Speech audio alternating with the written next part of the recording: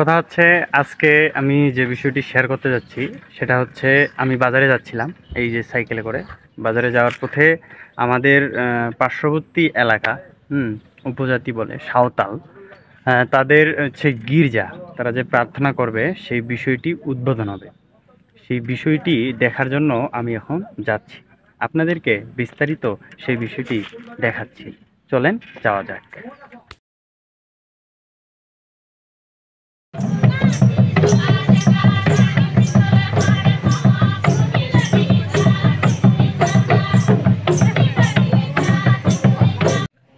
আমার বাড়ির পাশ থেকে উত্তর পাশে অবস্থিত এই গ্রাম। এখানে সবাই সাঁওতাল সম্প্রদায়ের মানুষ বসবাস করে, তবে তারা যীশু খ্রিস্ট বিশ্বাসী। তাদের প্রার্থনার জন্য গির্জা নির্মাণ করেছে। হিন্দুদের যেমন মন্দির রয়েছে, মুসলিমদের রয়েছে মসজিদ, তেমনি খ্রিস্টান ধর্মাবলম্বীদের জন্য গির্জা।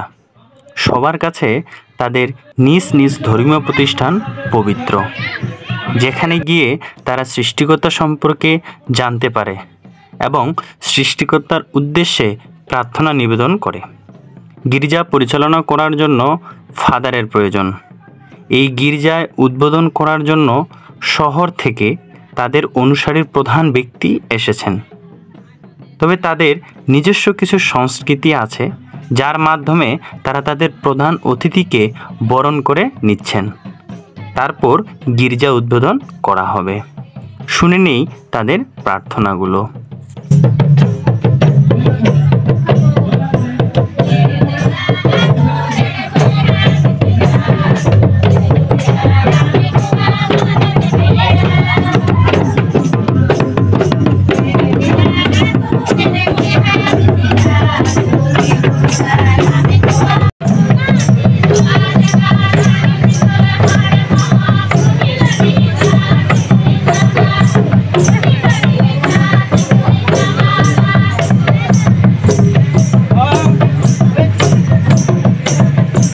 যারা অতিথি রয়েছেন তাদের পা ধুয়ে দিচ্ছে এবং পাগুলো মুছে দিচ্ছে।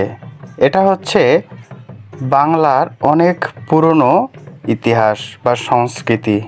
এভাবে তাদের পা ধুয়ে বরণ করে নেওয়া রীতি।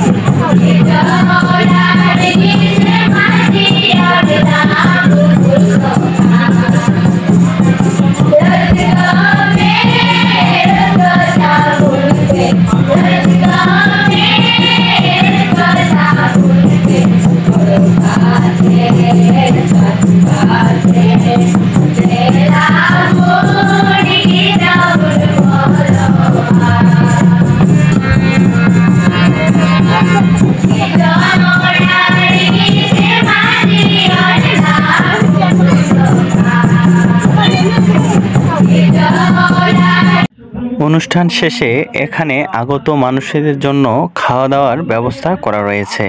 এখানে প্রায় 700 লোকের আয়োজন করা হয়েছে। আমাদের গ্রামের পাশে হওয়ায় আমি দেখছি তারা খুব শান্তিপ্রিয়ভাবে এখানে বসবাস করে আসছে দীর্ঘ বছর ধরে। এভাবে আমরা সবাই বাংলাদেশে শান্তিপূর্ণভাবে বসবাস করতে চাই। সবাই নিজ নিজ ধর্মীয় অনুষ্ঠান আনন্দের সাথে পালন করব। ভিডিওটি কেমন লাগলো কমেন্ট করে জানাবেন। ভিডিওর সাথে থাকার জন্য সবাইকে ধন্যবাদ।